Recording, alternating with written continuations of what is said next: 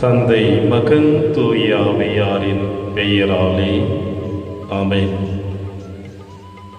கிறிஸ்தியேசுவில் எனக்கு பிரியமான என் அன்பு சகோதர சகோதரிகளே, அன்பு அன்னையின் குழந்தைகளே, உங்கள் அனைவரையும் அன்னை மரியாள் எலிசபெத் அம்மாளை சந்தித்த திருவிழா நல்வாழ்த்துக்களை உரித்தாக்கிக் கொள்ளுகின்றேன். மே மாதம் அன்னை மரியாளுக்கு வணக்க மாதத்தினுடைய நாள். 1ஆம் தேதி முதல் ஏறக்குறைய 30 நாட்கள் இந்த அன்னையினுடைய சிந்தனைகளோடு பயணித்து வந்த நாம் இன்றைய நாளிலே அன்னை மரியாள் எலிசபெத் அம்மாளை சந்தித்த ஒரு பெருவிழாவை கொண்டாடி மகிழ இந்த உலக திருச்சபை உங்களுக்கும் எனக்கும் ஒரு சிறப்பு அழைப்பு கொடுத்து கொண்டிருக்கின்றது.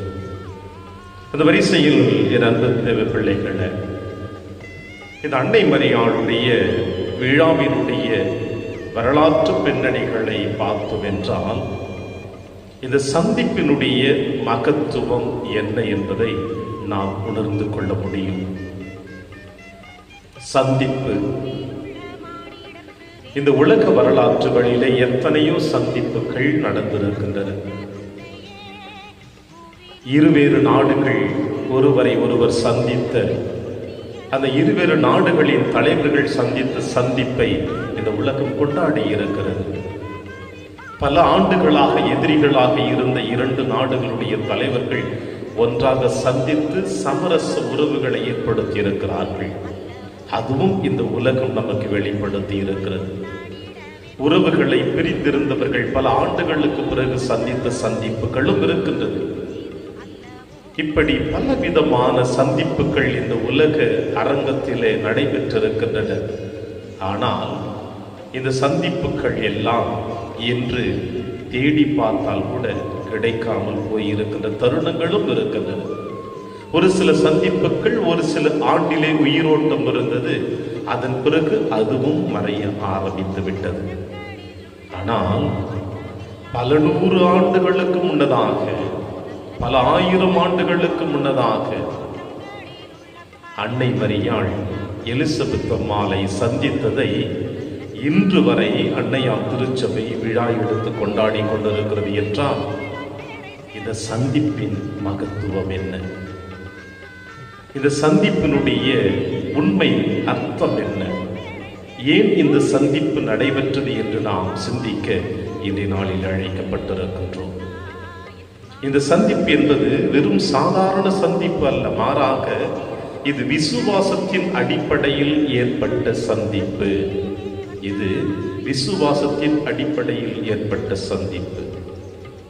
இரண்டாவது, இந்த சந்திப்பானது பழைய ஏற்பாட்டுக்கும் புதிய ஏற்பாட்டுக்கும் இடையே ஏற்பட்ட சந்திப்பு.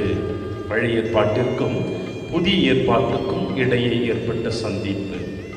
மூன்றாவது பார்த்தோம் என்றால், இந்த சந்திப்பு 2 கருவறைகள் சந்தித்த சந்திப்பு. என்ன ஒரு ஆழமான சிந்தனை! கருவறைகள் சந்திக்கக்கூடிய சந்திப்பு.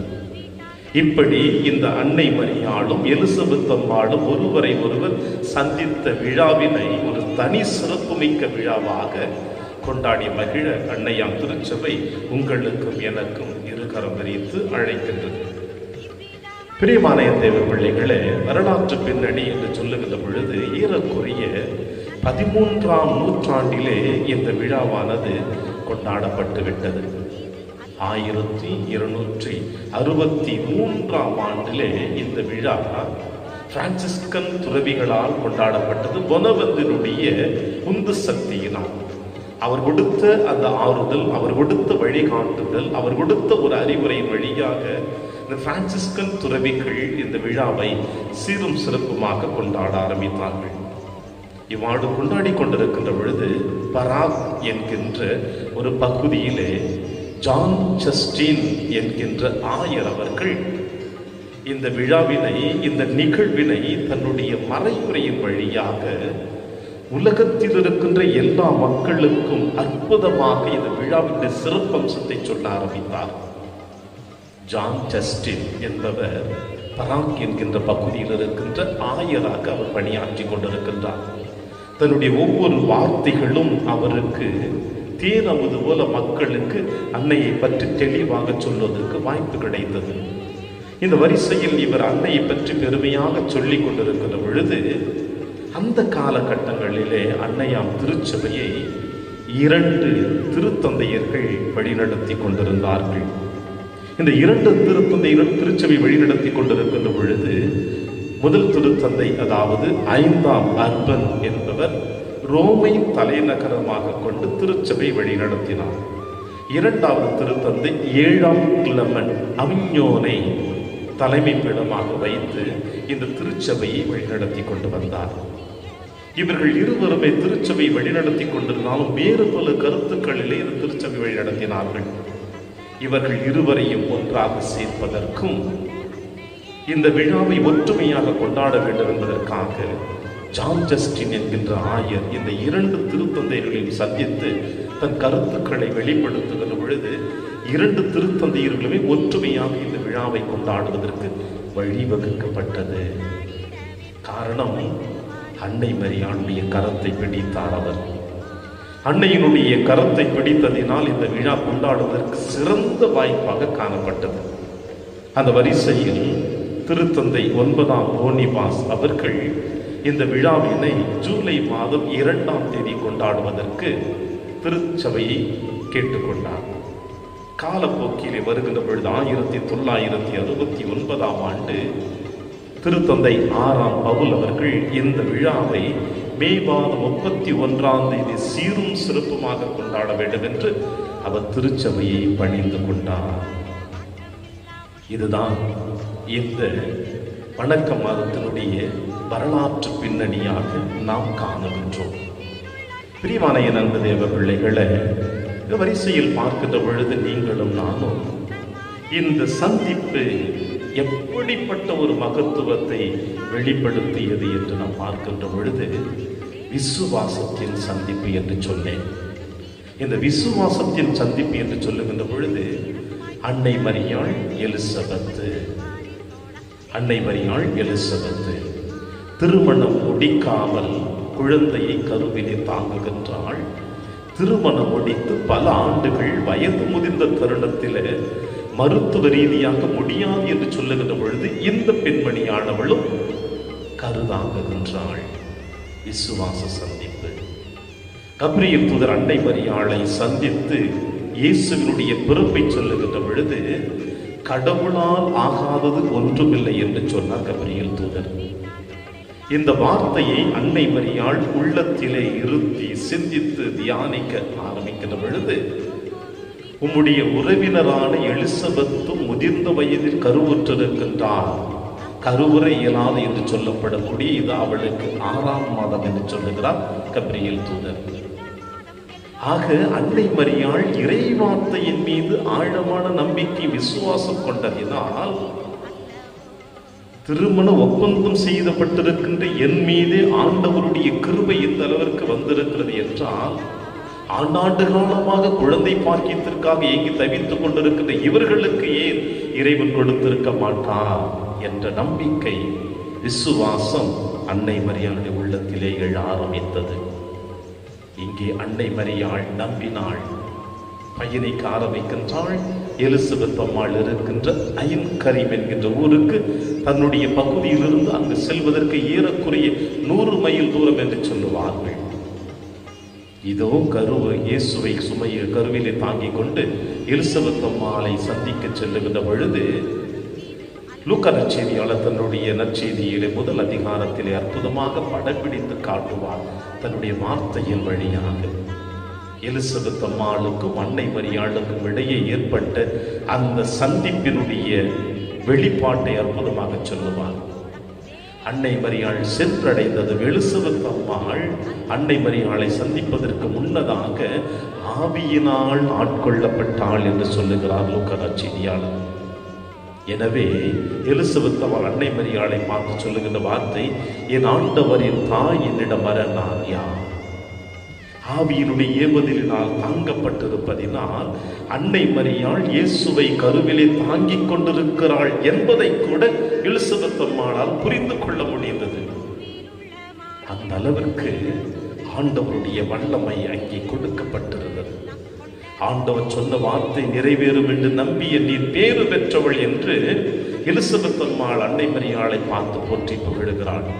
என் ஆண்டவரின் தாய் என்னிடம் வர நான் யார் என்று ஒருவரும் சொல்லுவதும், இறைவனுடைய வார்த்தை நிறைவேறும் நம்பிய நீர் பேறு பெற்றவர் என்று சொல்லுவதும், இறுதியாக எலிசபெத் அம்மாள் சொன்ன வார்த்தை, உம்முடைய வாழ்த்தொழியை கேட்டவுடனே என் வயிற்றிலே குழந்தை பேரு வகையால் துள்ளிற்று என்று சொல்லுகிறார்.